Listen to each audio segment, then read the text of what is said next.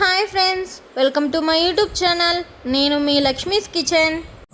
ఈరోజు మన recipe fish biryani ఎలా చేయాలో చూద్దాం.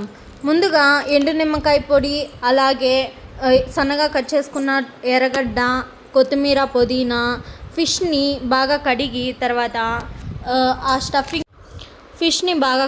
స్టఫ్ని దాంట్లో పెట్టి తర్వాత కుట్టేసుకోవాలి బయటికి రాకుండా. దాని తర్వాత మనం ప్యాన్లో ఆయిల్, మసాలా దినుసులు, అల్లం వెల్లుల్లి పేస్ట్, ఎర్రగడ్డ, అలాగే టమోటా కొంచెం మగ్గిన తర్వాత దానికి తగినంత వాటర్ వేసుకొని ఉడకనివ్వాలి. తర్వాత మనం ఫిష్ స్టఫింగ్ చేసుకున్న దాన్ని దాంట్లో వేసి ఒక 2 సెకండ్స్ 3 సెకండ్స్ అటు ఉండిచ్చి మళ్ళీ తీసి మిగతా ఫిషెస్ అన్నిటినీ అలానే చేసుకోవాలి.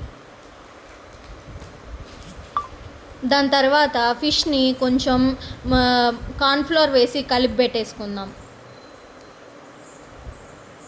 ఇంకా ఆ బాయిల్ అయిన వాటర్లో మనం కొంచెం బిర్యానీ మసాలా వేసి తర్వాత మనం నానబెట్టుకున్న బియ్యాన్ని వేసేసి కలుపుకొని సన్న మంట మీద కొంచెం ఉడకనివ్వాలి.